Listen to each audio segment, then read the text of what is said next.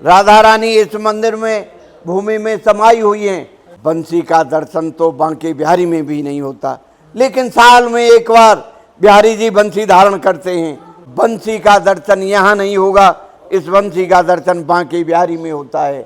तो राधा रानी प्रभु की याद कर करके खूब रोती हैं, मेरे श्याम कहाँ गए, मेरे कन्हैया कहाँ गए, मेरे प्रभु कहाँ गए। राधे राधे, जय श्री राम। कैसे हैं आप सभी दोस्त? आप सभी का स्वागत है फिर से C18 ब्लॉग्स के अंदर। और आज हम आपको एक ब्रज के एक प्राचीन मंदिर के बारे में बताने वाले हैं, जिसका मंदिर जो राधा जी को समर्पित मंदिर है। और यहाँ पे राधा जी की एक स्टोरी है पूरी, जो हम आपको पूरी वीडियो में बताने वाले हैं। इस मंदिर का नाम श्री राधा रानी मंदिर और इसको मानसरोवर मंदिर भी कहा जाता है। सॉरी, आइए आपको दिखाते हैं पूरा मंदिर और इसके मंदिर के बारे में बताते हैं और जानते हैं इस मंदिर का भी एक इतिहास। आइए, जैसे कि मैं अभी आपको मंदिर के जस्ट बगल में एक सरोवर दिखा रहा हूँ। आइए पहले सरोवर के दर्शन करते हैं, फिर मंदिर के दर्शन करते हैं।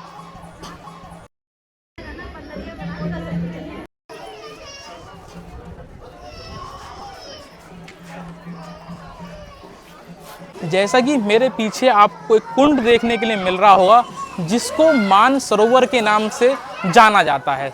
ये मंदिर आपके माट स्थान में पड़ता है, मथुरा के माट स्थान। लगभग वृंदावन से 7 किलोमीटर की दूरी इस मंदिर की रहने वाली है, जो माट पे रहने वाली है। मानसरोवर इस कुंड को कहा जाता है। और अब हम जानने वाले हैं इस कुंड के बारे में। ये स्थान वो स्थान है जहाँ पर राधा जी रोई थी और उनके आंसुओं से ये कुंड बना था। आज मैं इसी के बारे में बताना चाहता हूँ कि राधा जी यहाँ पे ऐसा क्यों रोई थी, किस कारण ये मंदिर और ये मानसरोवर बना हुआ है, जो कुंड है। दर्शन करते हैं और दर्शन के साथ साथ जानते हैं इस मंदिर के बारे में, इसके इतिहास के बारे में। यहाँ पर आपको राधा जी के साक्षात दर्शन होने वाले हैं, राधा जी के मंदिर के। और यहाँ पर प्रॉपर राधा जी बैठी हुई हैं, आपको वो स्थान दिखाया है, प्रकट की गई हैं राधा जी। चलो दर्शन करते हैं राधा रानी जी के, चलते हैं और जानते हैं इस मंदिर के बारे में।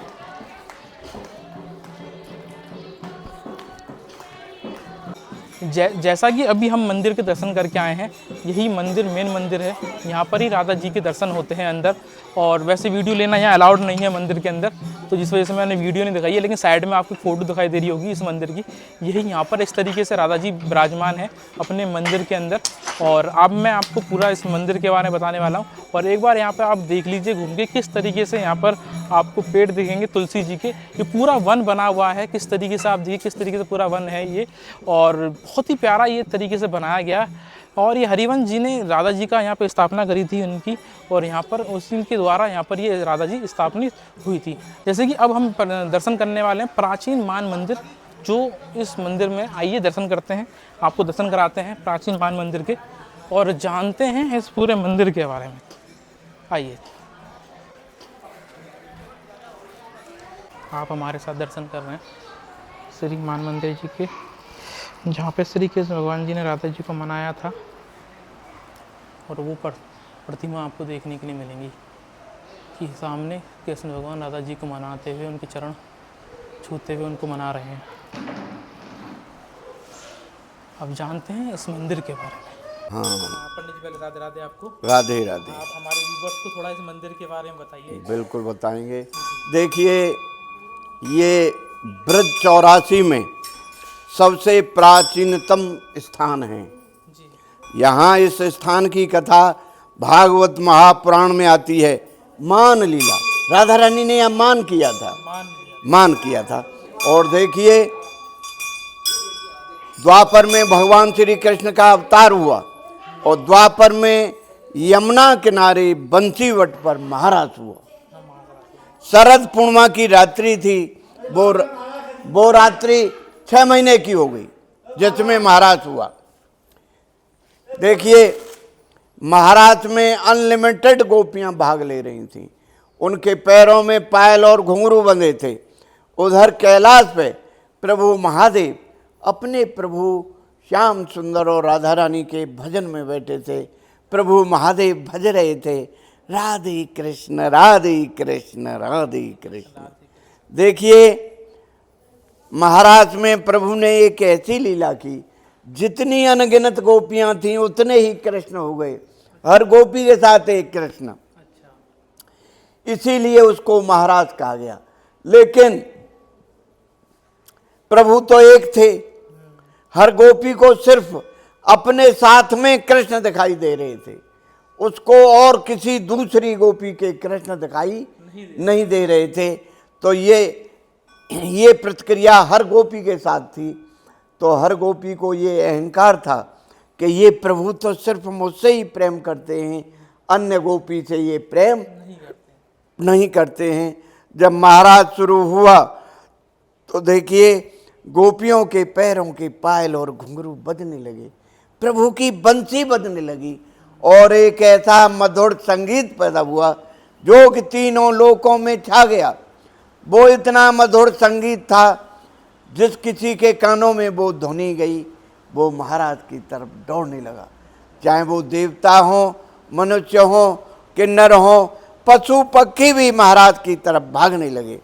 उधर कैलाश पे प्रभु महादेव जी के कानों में वो मधुर ध्वनि गई, प्रभु महादेव जी का भजन भंग हो गया। महादेव जी ने विचार किया कि भाई इतनी मधुर ध्वनि कहाँ से आ रही है जो कि मेरे भजन को भंग कर रही है, ये ध्वनि मुझे अति प्रिय लग रही है। तब प्रभु महादेव जी ने अपने विवेक से पता लगाया तो महादेव जी को पता चला ये तो यमुना किनारे बंसीवट पर महाराज हो रहा है और मेरे प्रभु सिंहासन पर विराज रहे हैं, मैं भी चलूं। महादेव जी बोल रहे कि मैं भी चलूं, अपने प्रभु का दर्शन करूं और अपने नेत्रों को सफल करूं। माता पार्वती और प्रभु महादेव कैलाश से उसी वक्त चल दिए और उस जगह आए जहां महाराज हो रहा था।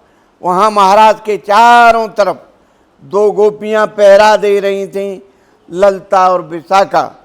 माता पार्वती उस महाराज में प्रवेश हो गई और प्रभु महादेव जैसे ही प्रवेश हो रहे थे तो जो पहरा दे रही थी गोपियां, उन्होंने उनको रोक दिया और प्रभु महादेव जी से उन गोपियों ने कहा देखो प्रभु आप तो पुरुष हैं, आप इस महाराज में नहीं जा सकते।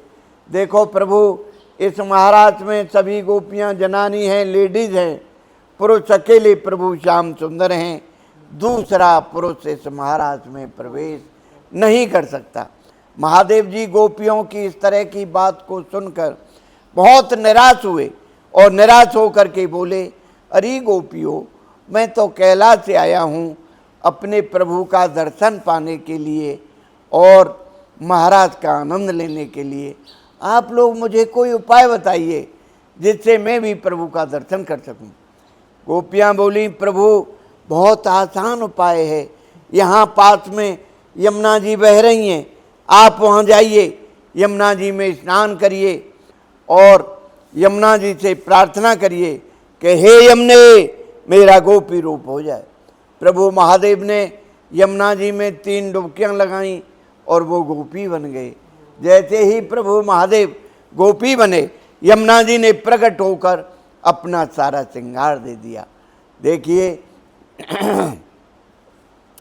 अब प्रभु महादेव गोपी बनकर सज धज कर जैसे ही उन्होंने महाराज में प्रवेश किया, प्रभु की उन पर नजर गई तो प्रभु श्याम सुंदर तुरंत सिंहासन से खड़े होकर के बोले आइए गोपेश्वरी, आइए गोपेश्वरी।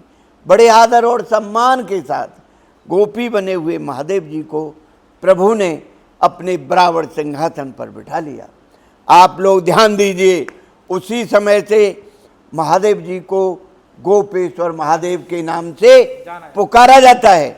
लेकिन इस बात से राधा रानी रूठ गई और रूठ कर गोपियों से बोली अरे गोपियों देखो आज हमारे प्रभु ने क्या नई लीला की है।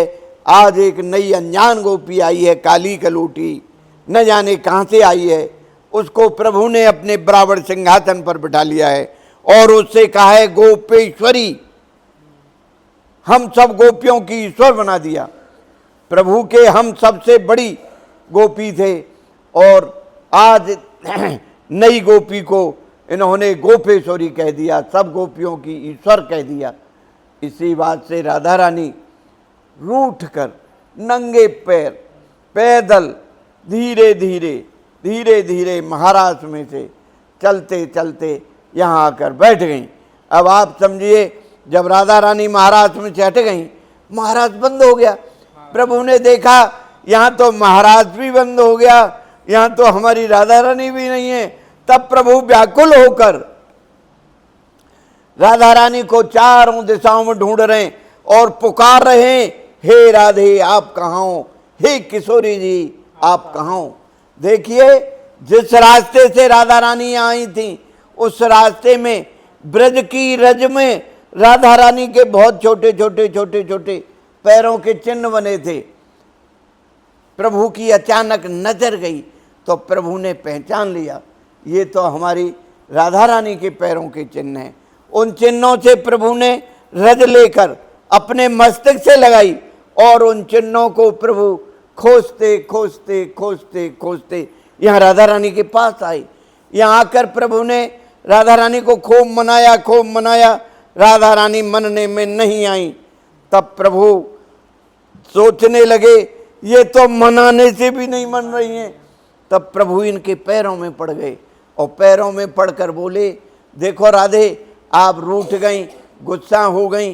वो कोई मामूली गोपी नहीं थी, कैलाश से प्रभु महादेव आए थे गोपी बनकर महाराज देखने के लिए। देखो राधे, कोई अतिथि, कोई मेहमान आपके दरवाजे पाएगा, क्या आप उसका आदर सत्कार नहीं करोगी? अब आप अपनी गुस्सा छोड़ो और हमारे साथ चलो। राधा रानी बोली, देखो प्रभु, मैं महाराष्ट्र में से नंगे पैर पैदल चलकर आई हूँ। प्रभु मेरे पैरों में छाले पड़े हैं। प्रभु मैं बहुत ज़्यादा थकी हुई हूँ। प्रभु अब मैं तो चल ही नहीं सकती। तब प्रभु बोले, अच्छा राधे आपके पैरों में छाले हैं, आप नहीं चल सकती हो, तो आओ हमारे कंधे पे बैठ जाओ। जैसे ही राधा रानी प्रभु के कंधे पे बैठने को होती हैं, प्रभु अंतर्ध्यान हो जाते हैं।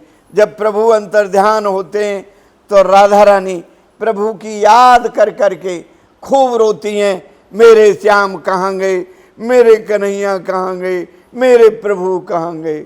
और देखिए, राधा रानी के रोने से, उनके अश्रुधारा से, ये जो आप सरोवर देख रहे हैं, ये राधा रानी के आंसुओं से भरा सरोवर है। यहाँ राधा रानी ने मान किया, रूठने को मान कहते हैं। राधा रानी ने मान किया और मान करने से उनके अश्रुधारा से ये सरोवर भरा है। इसी से इसको बंसी का और मुकुट का दर्शन नहीं होगा द्वारका में, वहाँ आपको सुदर्शन चक्र का दर्शन होगा।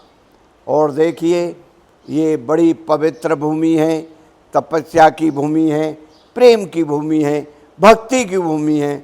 जब कभी भी आप लोगों को यहाँ आने का सौभाग्य मिले तो देखिए, इस सरोवर में स्नान करो। तो इस सरोवर में 5 छींटे जरूर डालिए, आचमन करिए, अपने नेत्रों से लगाइए।